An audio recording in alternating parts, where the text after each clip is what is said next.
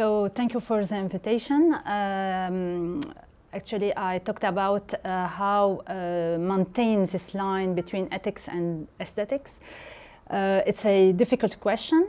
I think that my presentation have opened a space where we can discuss our presence on social media and how to avoid blurring this line between ethics and aesthetics.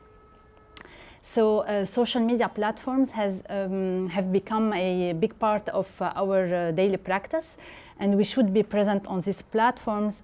So consequently, we have international guidelines that and institutions that establish a set of ethical guidelines to make sure that doctors have good behavior on these platforms. So you have international guidelines with AAD guidelines, American Association of Dermatology, and AHSM, American for Healthcare Social Media.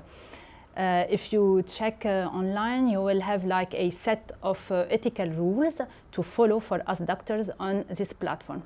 First of all, that doctors should protect patient privacy and confidentiality. We have to convey good information on these platforms. We have to use these platforms as an educational tool to have a health literacy. We have to combat misinformation. As doctors in our daily practice, we have ethics ranging in different spectrums. We have the clinical part and the online world.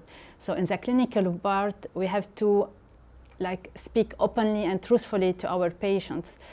We have to make sure that they have realistic expectations.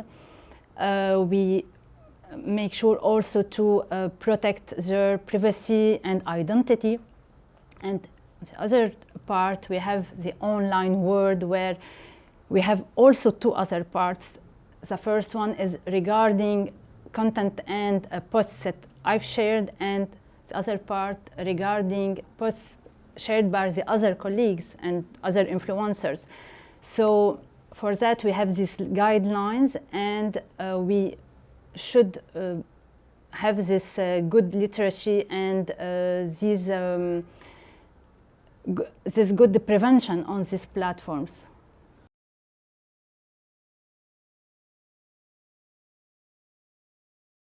These online platforms have really a big reach for an intended and a large audience.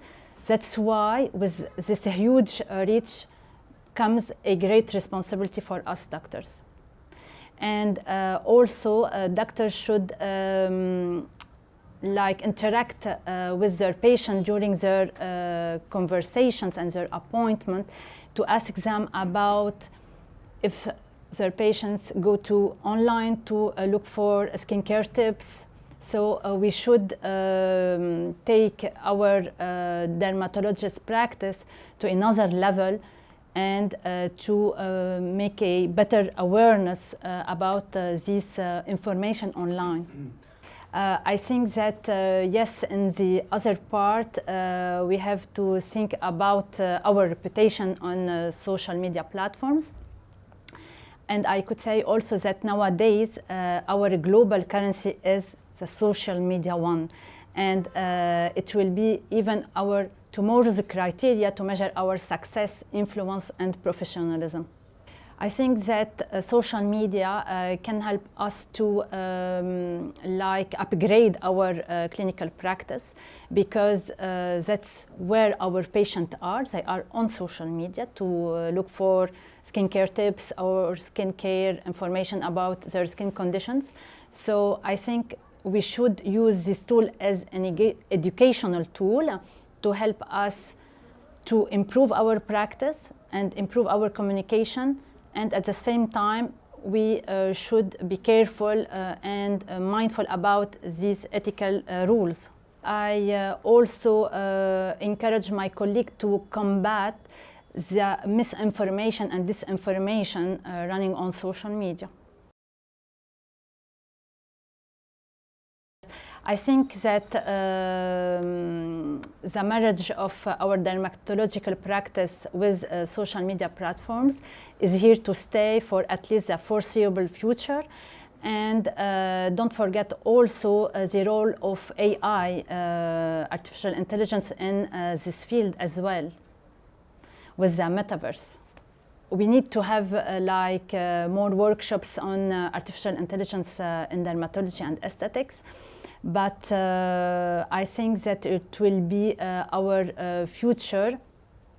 It will help us to improve our practice, our prevention, and our skincare research.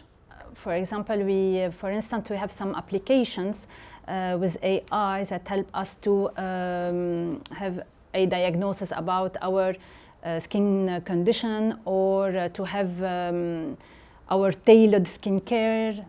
All in all, this interdisciplinary approach might seem harsh and complicated, but it's so easy and so simple.